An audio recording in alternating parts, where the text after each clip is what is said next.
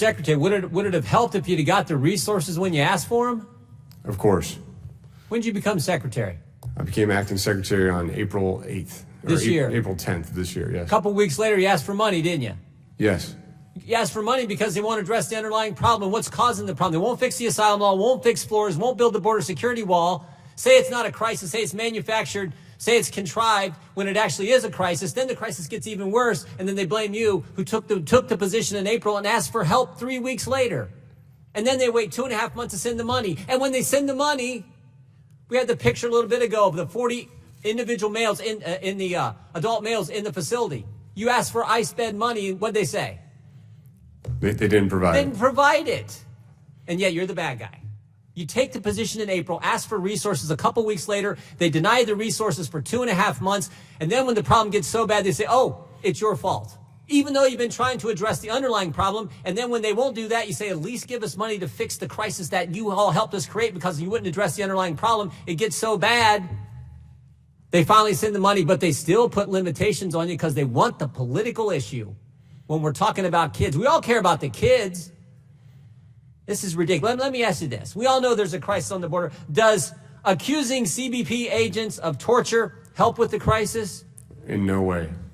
Does accusing CBP agents of working at concentration camps help with the crisis? No, it obfuscates the real issues. Does it, when the chairman of the House Judiciary Committee accuses folks down there working hard of negligent homicide, does that help with the crisis? Of course not. Would abolishing ICE help with the crisis? No. Would abolishing your entire agency help with the crisis? No.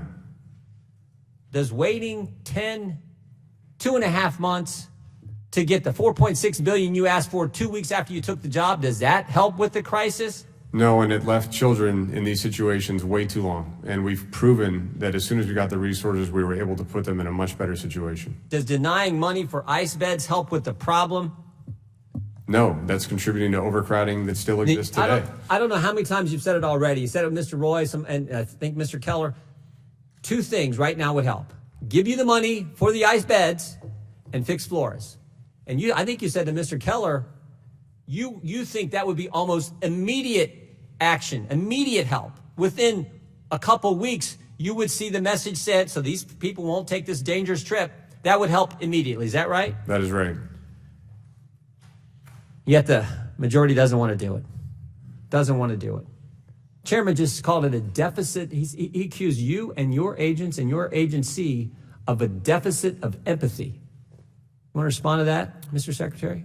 I can tell you that the men and women of DHS and me personally are Where's working. that picture? Hey, I'm going to interrupt you 1 second. Then I want you to take as long as you want. Put this picture up. Does that look like a deficit of empathy right there? Not That's at all. the kind of stuff that happens every single day on the border, doesn't it? Right. I just wonder, why would an agency, if they have a deficit of empathy, create a border search, trauma, and rescue team to try to protect people that are making this dangerous crossing? They make over 4,000 rescues a year on their own time and with a collateral duty apply to be emergency medical technicians so they can help people in dangerous conditions. Where's the deficit of empathy there? These are predominantly Latino Border Patrol agents. They have children of their own, and they're out there trying to protect them on the line and trying to do the best they can to take care of them. Well, you just said something there. You said they're predominantly Latino border agents. That's correct. Majority of your Customs and Border Patrol agents are of Latino descent, Hispanic descent? Border Patrol agents, yes. Yeah, it just doesn't help. It doesn't help. At some point, we have to get past all this and focus on what is driving the problem. And we all know what it is. Flores has to be fixed. The asylum law has to be, the loophole, that has to be addressed. And frankly, while we're getting that done, why don't we give you a few more dollars so you can take these adult males, have enough beds for them so they're not in the kind of facility that the picture was put up earlier, right? That would be great. And oh, by the way, maybe if we had a border security wall, that would help as well, because not all these people are coming to ports of entry. A lot of folks are coming across too. I mean, all this is part of the problem. Let's fix it. Let's fix it instead of just saying the things we've been saying. With that, Mr. Chairman, I yield back. Thank you very much.